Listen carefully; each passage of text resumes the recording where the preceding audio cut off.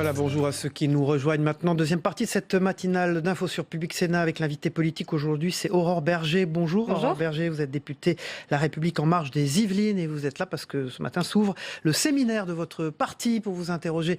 À mes côtés, Oriane Mancini, chargée des opérations spéciales et spécialiste politique de Public Sénat. Bonjour Oriane. Bonjour, et Samuel Ribaud de l'agence locale de presse, l'ALP. Bonjour Samuel, merci d'être avec nous. Aurore Bergé, cette interview sera diffusée sur les sites internet de la presse quotidienne régionale, celui des Indés Radio, en diffusion sur les Indés Radio, c'est 130 radios sur tout le territoire, et avec TV5 Monde ce matin et les télévisions locales de France.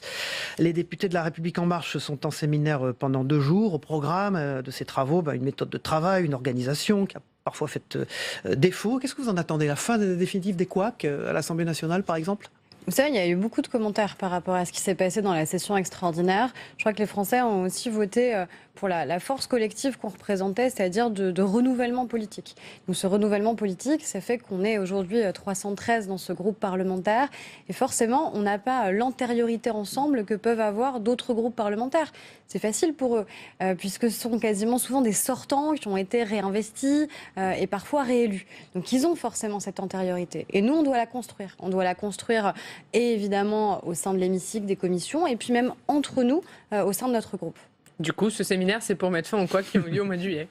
Mais enfin, ça, c'est les commentaires qui ont dit qu'il y avait des couacs. C'est surtout d'ailleurs l'opposition, les oppositions qui l'ont dit.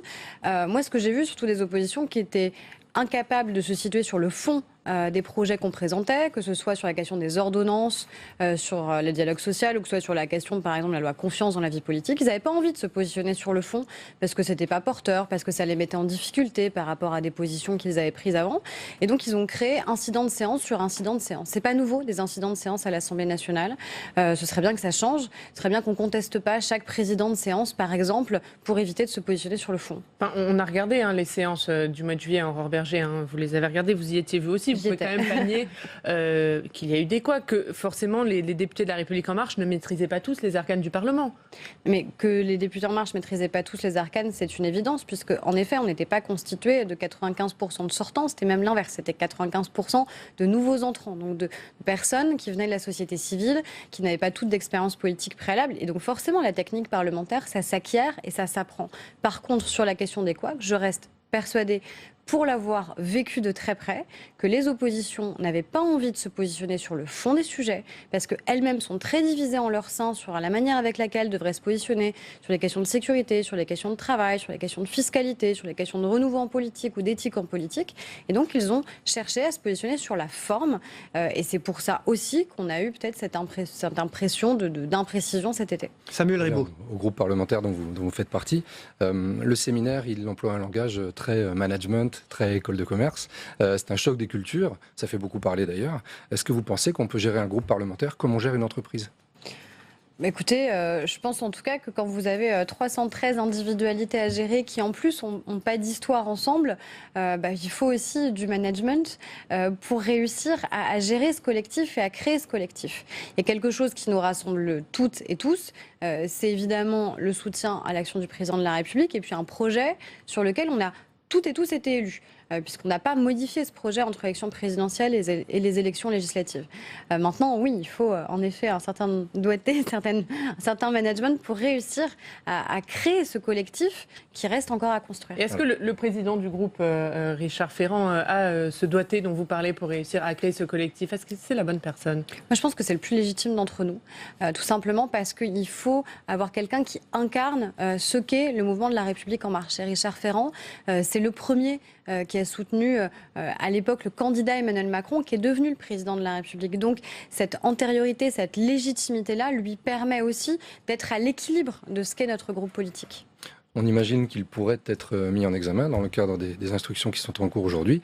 Il faut bien prévoir, puisque gouverner, c'est prévoir. Est-ce qu'il y aurait un plan B si jamais Richard Ferrand est empêché de gérer le groupe parlementaire? Mais j'ai pas à répondre et je peux pas répondre à votre question, tout simplement parce que je peux pas savoir ce que sera une potentielle décision de justice. Mais néanmoins, il est important de prévoir lorsque des échéances pareilles se profilent. Vous avez quand même une idée de la manière dont les choses pourraient s'organiser si Richard Ferrand, encore une fois, devait quitter ses fonctions.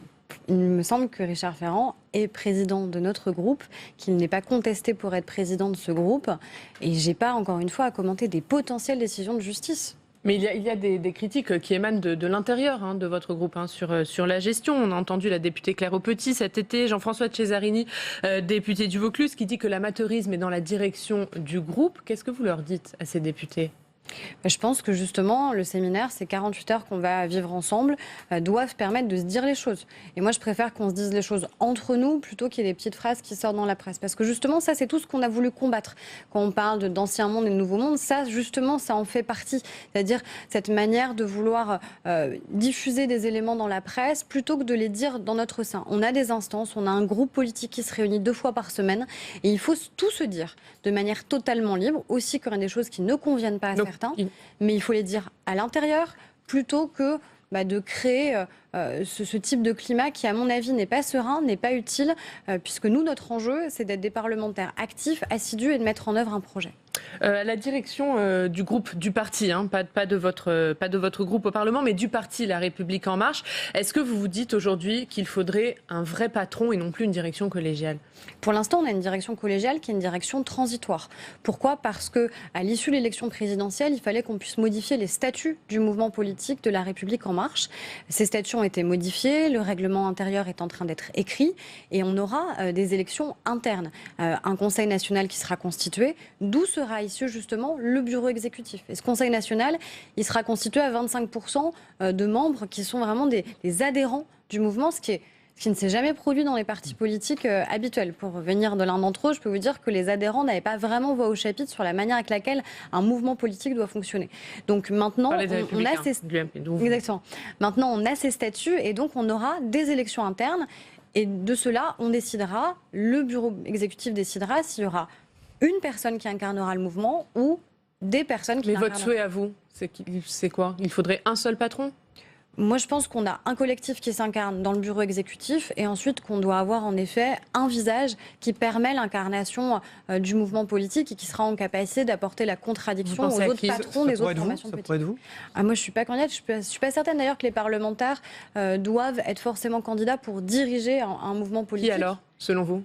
On verra. J'attends que les candidats se décident. C'est Aurore Berger, députée La République En Marche des Yvelines, qui est notre invitée.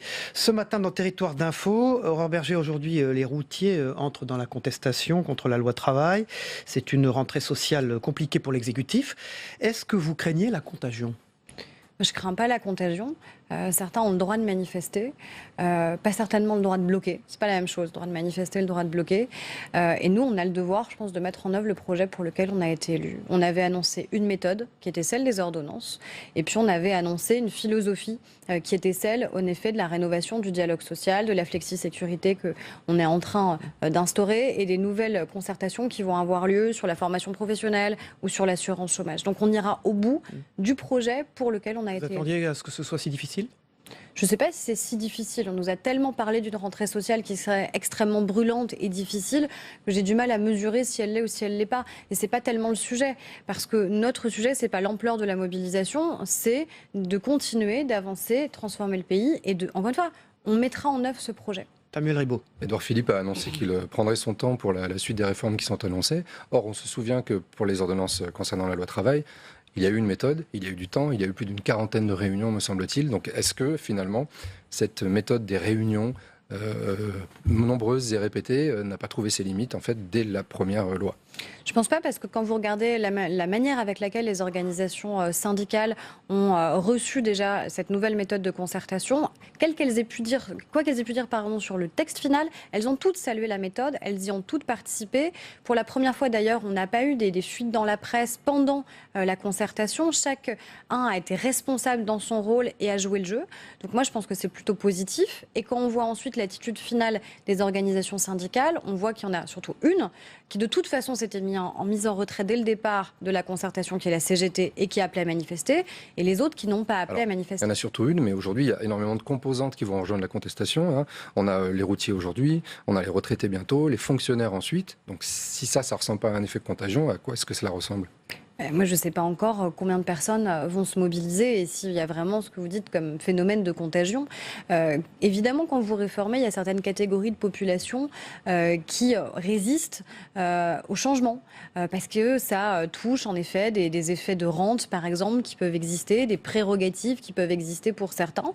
Mais c'est justement sur ce projet-là qu'on a été élu. Considérer qu'on ne doit plus protéger comme ça des statuts, mais qu'on doit protéger les individus tout au long de leur parcours de vie. C'est la question justement de la formation professionnelle et du chantier qui va s'ouvrir sur le sujet. Donc, encore une fois, je sais pourquoi on a été élu et je sais qu'on le mettra en œuvre. Quand on voit les réformes à venir, vous les avez citées, Aurore Bergé, est-ce qu'il n'y a pas un peu de vrai dans les critiques de la gauche qui accusent le gouvernement de faire une politique de droite ?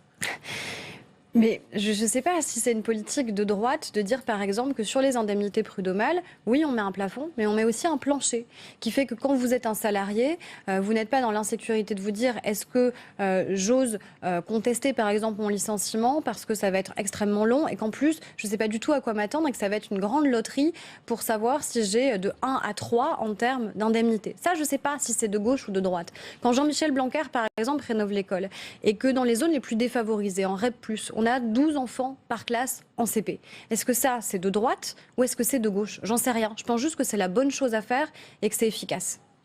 Il y a une mesure qui a suscité l'émoi et qui a été probablement à l'origine des déboires, notamment de la popularité d'Emmanuel Macron lors de cette rentrée, c'est celle de la réforme des APL.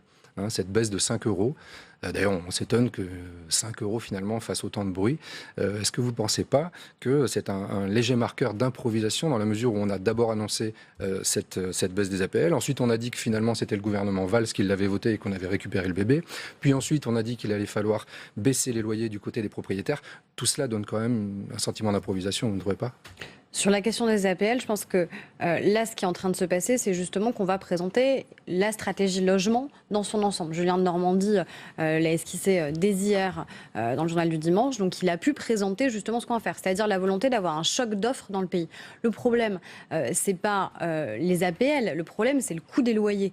Et le coût des loyers, il est extraordinairement élevé. Et les APL, ça représente 40% de la dépense publique en France en matière de logement. Est-ce que ça a permis aux gens de mieux se loger, à la fois plus facilement, de manière plus fluide et d'avoir des loyers qui étaient plus modérés? Vraisemblablement non. Il y a vraisemblablement eu un effet inflationniste dans les APL qui ont renchéri le coût des loyers. Donc nous, ce qu'on veut, c'est justement provoquer un choc d'offres pour que les gens puissent construire plus vite et que les gens soient plus en capacité d'être logés, notamment dans les zones tendues. Sur la PMA, Marlène Schiappa, la secrétaire d'État, a annoncé la semaine dernière l'ouverture de la PMA pour toutes les femmes en 2018. Hier, Gérard Collomb dit que ce n'est pas une priorité. Est-ce que c'est un recul ? Il n'y a pas de recul.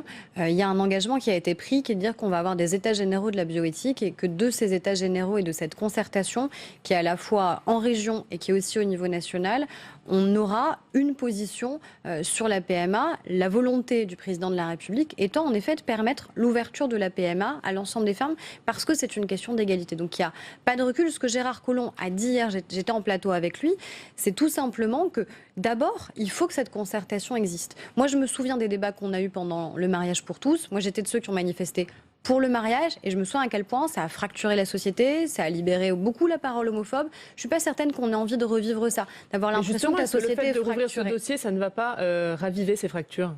C'est pour ça qu'il faut que la concertation ait lieu et que le débat se passe de manière sereine, qu'on entende l'ensemble des positions, qu'on puisse ensuite voir comment légiférer sur la PMA, encadrer le recours à la PMA évidemment. Encore une fois, c'est une question d'égalité pour les femmes et on est favorable à l'ouverture à la PMA, mais il faut que ça se passe dans le cadre d'un débat serein, ce qui n'a pas du tout été le cas pendant la question du mariage pour tous et ce qui a laissé des traces dans la société et dans un certain nombre de familles. Justement, pendant la campagne, Emmanuel Macron avait dit qu'il ne fallait pas humilier la manif pour tous. Ça avait été d'ailleurs diversement apprécié, notamment dans les rangs de la gauche. Est-ce que ce recul, ou en tout cas cette correction apportée par Gérard Collomb, ne correspond pas non plus à une volonté d'apaiser ce qui aurait pu réveiller la manif pour tous et ses troupes au moment où justement déjà il y a une fronde au niveau des ordonnances de la loi travail ? C'est des choses qui sont quand même d'un ordre extrêmement différent. Mais je parle de l'accumulation finalement, mécontentement. Le président de la République, il a été élu sur un projet qui est aussi un projet de réconciliation. Et on ne peut pas réussir à transformer notre pays, à le réformer, si on le fracture systématiquement sur des sujets qui sont extraordinairement clivants. L'objectif, c'est quoi? L'objectif, c'est qu'en effet, il y a une question d'égalité dans l'ouverture à la PMA pour l'ensemble des femmes. C'est ça l'objectif qu'on poursuit. Mais quel est le meilleur moyen d'y parvenir? Est-ce que c'est en fracturant, est-ce que c'est en imposant ou est-ce que c'est en concertant? Et Gérard Collomb, il a rappelé cette méthode-là, qui est celle de la concertation. C'est exactement la manière avec laquelle le projet de la République En Marche, qui nous a permis d'être élus, a été construit justement, a été élaboré avec les Français. Donc il faut concerter, il ne faut pas fracturer, sinon on aura une loi qui sera probablement adoptée, mais qui laissera des traces profondes, malheureusement, comme ça a été le cas pour le mariage pour tous. Alors, dimanche, Aurore Bergé, ont lieu les élections sénatoriales. Est-ce qu'elles s'annoncent comme le premier revers électoral pour la République En Marche? Vous savez, les élections sénatoriales, ici, vous le savez bien, c'est presque mathématique. C'est-à-dire que vous avez un certain nombre de grands électeurs qui ont été élus. Et les grands électeurs qui sont issus des scrutins locaux, ils ont tous été élus avant que la République En Marche existe. Donc chaque siège gagné est une victoire pour nous parce qu'en effet, il n'y avait pas ce référentiel qui existait. On n'était pas encore présent. On n'était pas candidat aux élections municipales, départementales ou régionales. On a un certain nombre d'élus, progressivement, locaux, qui nous rejoignent et de plus en plus. Et je pense qu'ils nous permettront d'augmenter le nombre de sénateurs de la République En Marche. On a déjà un groupe au Sénat. Je pense qu'il va pouvoir grandir. Est-ce qu'Emmanuel Macron n'a pas tiré une balle dans le pied de ses candidats au sénatorial avec ses annonces sur les élus locaux? Mais moi, je pense qu'il ne faut pas faire de clientélisme, tout simplement. Moi, j'entends en effet le président du Sénat, que je connais bien dans mon département, dans les Yvelines, qui essaye aussi beaucoup d'inquiéter les élus locaux sur la question de la taxe d'habitation, alors que ce sera un dégrèvement. Donc on sait qu'il n'y aura pas de manque à gagner, par exemple, pour les communes. Moi, je pense surtout que le président de la République, il a eu raison de rappeler sa méthode et il a eu raison de rappeler que les engagements qu'il a pris pendant la campagne seraient tenus. Et ça devrait aussi rassurer les élus locaux parce qu'il y a un engagement qui a été pris par le président de la République, c'est justement qu'il n'y aura pas de baisse de la dotation globale de fonctionnement. Donc justement, il faut écouter les engagements pris et pas uniquement ceux qui peuvent susciter du débat, mais aussi celles et ceux qui peuvent rassurer. Et il y en a beaucoup pour les élus locaux. Alors les Républicains s'apprêtent à élire leur prochain président. On donne Laurent Wauquiez comme déjà gagnant. Qu'est-ce que vous pensez de cette perspective, vous qui avez été au sein des Républicains, qui avez soutenu un certain nombre de personnalités et de candidats? Moi, je pense que Laurent Wauquiez, c'est la résultante de la manière avec laquelle la droite s'est progressivement rétrécie. Quand on regarde le propre parcours de Laurent Wauquiez, au départ, c'était le tenant de la question européenne avec Jacques Barrot. Il était pour une intégration européenne renforcée. Il était pour le tenant d'une droite sociale. Et puis, progressivement, c'est devenu le cancer de l'assistanat, puis les têtes de cortège de la Manif pour tous, et ainsi de suite. Donc, il y a un rétrécissement de la droite. Et finalement, Laurent Wauquiez en est que la résultante et la conclusion. Aurore Bergé, Samuel Ribaud, rappelez que vous avez soutenu Nicolas Sarkozy, vous étiez proche de Valérie Pécresse, vous avez soutenu François Fillon, Alain Juppé, pour finir donc par soutenir Emmanuel Macron. Dans cette trajectoire politique éclectique, comment vous êtes jugé par vos anciens amis, j'allais dire, ou peut-être toujours d'ailleurs, sur les bancs de l'Assemblée nationale? Comment ils vous perçoivent? Quel contact vous avez avec eux? Moi, j'ai gardé des contacts avec un certain nombre de ceux qui étaient aussi proches des idées que moi j'ai toujours portées. Moi, j'ai toujours été libérale. Mais ceux qui n'ont pas basculé dans la République En Marche? Peut-être que certains vont progressivement basculer. Certains ont quitté le groupe Les Républicains à l'Assemblée nationale. Vous souhaitez qu'il y en ait certains qui vous rejoignent à nouveau? Mais certains ont quitté déjà le groupe Les Républicains à l'Assemblée nationale et ont souhaité rejoindre celui des Constructifs. Donc ça veut dire qu'il y avait déjà une ligne de fracture qui existait. Vous avez rappelé une trajectoire en rappelant des gens que j'avais soutenus. Et moi, j'ai toujours soutenu le même projet, qui était un projet libéral. Regardez ce qu'était l'UMP au moment de sa création avec Alain Juppé. Regardez ce que sont les Républicains aujourd'hui. Regardez le projet politique et celui de Laurent Wauquiez. Qu'est-ce qu'il faut faire? Il faut soutenir une personne exclusivement tout au long de sa vie, quand bien même elle change radicalement de projet, ou il faut rester un moment justement droit dans ses bottes et soutenir le projet auquel on croit. Alors oui, le projet auquel je crois, il s'est incarné de manière différente, avec des personnalités différentes, mais parce que c'est justement la manière avec laquelle la droite aujourd'hui, et depuis un certain nombre d'années, s'est progressivement rétrécie sur ses bases. J'entends Valérie Pécresse aujourd'hui qui dit attention, le grand danger c'est Laurent Wauquiez. Pourquoi elle n'est pas candidate face à lui? Pourquoi, si c'est vraiment un danger, et je pense en effet que c'est un danger pour la droite, pourquoi elle n'est pas candidate face à lui? Elle dit que la ligne rouge aujourd'hui, c'est sens commun.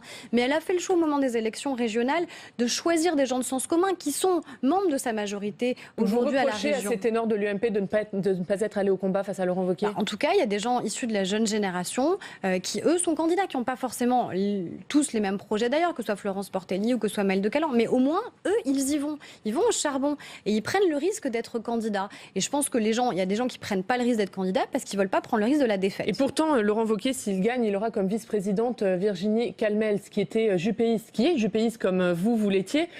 Quelle est votre réaction à ce binôme ?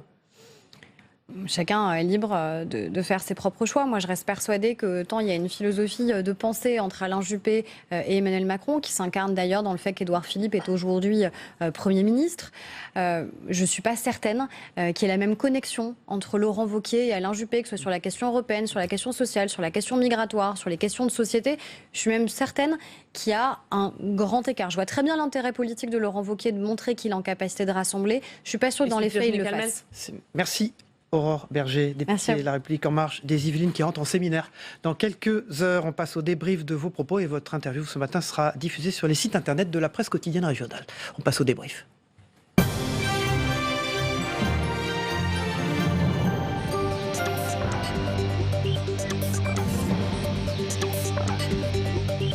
Voilà, Aurore Berger, députée de La République En Marche, quitte ce plateau et font leurs entrées. Jean-Michel Elvig de La République des Pyrénées. Rebonjour Jean-Michel, vous étiez présent dans la première partie de cette matinale d'info. Et Olivier Auguste, le rédacteur en chef adjoint de l'Opinion. Bonjour Olivier. Bonjour Cyril. Merci d'être avec nous ce matin.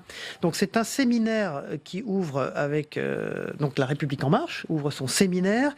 Alors méthode de travail, nouvelle organisation. Alors Aurore Berger dit que c'est surtout l'opposition qui avait vu des couacs à l'Assemblée nationale lors de la session extraordinaire.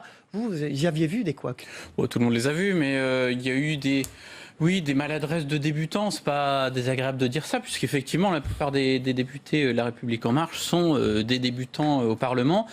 Ce qui fait que, effectivement, au-delà de chaque couac individuellement, on a l'impression que ces nouveaux députés se sont un peu perdus dans la procédure qu'ils découvraient, dans les rites, les us, les coutumes de l'Assemblée nationale, et qu'ils ont un peu, pendant ce temps-là, oublié de faire de la politique, et qu'ils ont laissé le flanc à la critique et aux oppositions, disait Aurore Berger, notamment celle des mélenchonistes, avec quelques personnalités à l'aise dans les médias, qui savent manier tout ça et qui ont un petit peu pris le dessus, au moins médiatiquement.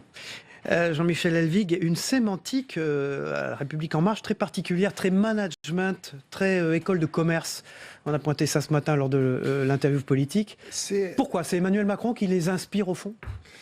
Si on prend le problème autrement, LRM, c'est passionnant d'un point de vue politique, parce que c'est la première fois sous la Ve République qu'un parti qui n'existait pas se retrouve un an après, au pouvoir dans les institutions. Donc, les autres partis, quels qu'ils soient, ont tous des traditions d'organisation, de culture de langage, etc. Ce parti n'en avait aucune, ou plutôt c'était l'assimilation, l'agrégation d'un certain nombre de cultures venant de la gauche. D'où un nouveau langage aussi. D'où, effectivement, créer un nouveau langage. Bon, compte tenu du profil d'Emmanuel Macron, c'est sûr que ça serait plus un langage managérial que marxiste léniniste. Donc, mais ce qui est intéressant, c'est de voir que ce parti qui se retrouve dans les institutions retrouve les mêmes problèmes que tous les autres partis ont eu dans les institutions, notamment le positionnement d'un groupe et du président du groupe, voire de la porte-parole, par rapport au gouvernement en place et au président en place. Il y a toujours tous les autres partis n'ont jamais réglé ça bien. Eux, ils ont à régler ça très vite avec des gens souvent inexpérimentés. Olivier Auguste, la rentrée sociale. Alors, Aurore Berger, évidemment, dit qu'il s'attendait en gros à cette rentrée sociale, qu'elle n'était pas si compliquée que ça. Et pourtant, jour après jour, on voit, aujourd'hui c'est les routiers, demain ce seront d'autres, que c'est plus compliqué que prévu. Oui, alors tous les ans on dit que la rentrée sociale sera difficile, hein, mais effectivement il y a d'abord, sans que ce soit un flop, mais la manifestation de la CGT n'a pas connu un succès considérable, mais elle a prévu d'y revenir déjà dès vendredi prochain. Ensuite il y a les troupes de Jean-Luc Mélenchon qui manifesteront contre la loi travail. On voit bien que il y a autour de ces ordonnances que signeront Muriel Pénicaud, il y a l'idée, la vieille idée des syndicats révolutionnaires ou de la gauche, qui est celle de la convergence des luttes, et qu'on agrège des combats qui sont totalement différents. Il y aura bientôt beaucoup de questions autour de la fonction publique, des rémunérations, des statuts,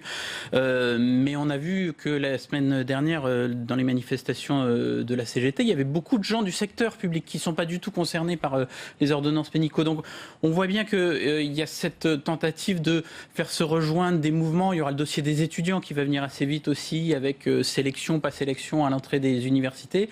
Tout cela, ce sont des dossiers complètement distincts, mais sur lesquels, en tout cas, certains syndicats ou certains partis politiques peuvent espérer créer un mouvement d'ensemble et les faire se rejoindre. Aurore Bergé a contesté qu'il y avait un recul sur la PMA. Jean-Michel Helvig sur ce plateau ce matin. Je crois que c'est plus un problème de calendrier, visiblement, donc de prudence. Cela dit, ça va poser quand même de prudence dans l'organisation du débat, parce que je crois qu'elle avait, la secrétaire d'État, rappelez-moi je crois que c'est l'égalité homme-femme. Voilà, j'ai du mal, enfin je suis pas le seul probablement à retenir les intitulés des nouveaux ministères, avait dit que ça serait probablement en 2018. Alors on lui dit maintenant, non, faut pas dire ça, on résout d'abord le problème du chômage et ensuite on s'attaque à la PMA. Donc c'est vrai, mais ce qui va être intéressant de voir, c'est que autant sur les réformes sociales, économiques, il y a une certaine cohérence au sein de l'exécutif.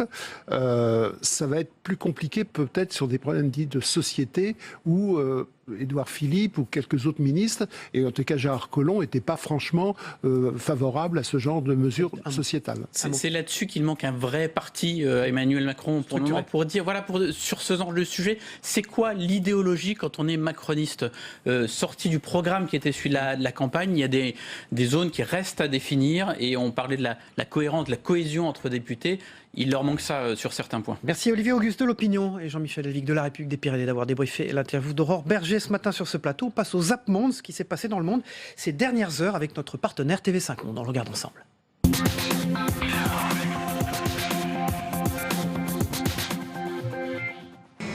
Solidaires dans le drame, des centaines de personnes allongées devant le quartier général de la police de la ville américaine de Saint-Louis, dans ce que l'on appelle en américain un die sit. La troisième manifestation pacifique en 3 jours, et toujours autant de monde et autant de détermination de la part des manifestants dans une ville à cran depuis vendredi. Nous avons un contingent d'officiers prêts à répondre à tout incident qui pourrait survenir. Les mains croisées dans le dos, Lou Bureau semble épuisé.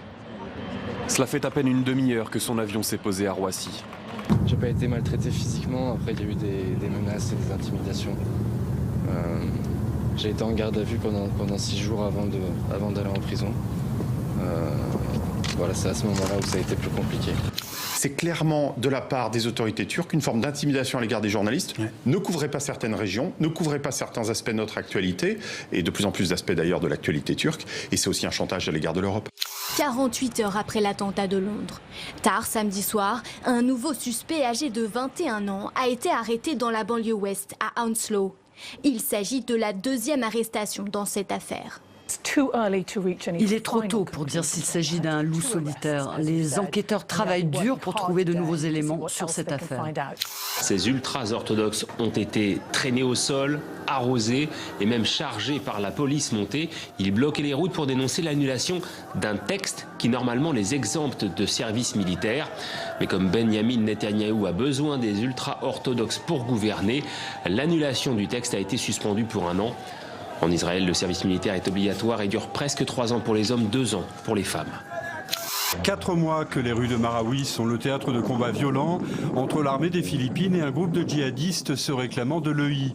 La bataille de Marawi a commencé fin mai à la suite d'une tentative ratée d'arrêter le chef de file du groupe État islamique en Asie du Sud-Est. Pendant le siège de Marawi, c'était le centre de commandement du groupe de terroristes. Nous pensons que c'était l'endroit où ils cachaient leurs otages. Mais hier, lorsque nous avons repris le contrôle de la mosquée, nous avons été confrontés à une forte résistance.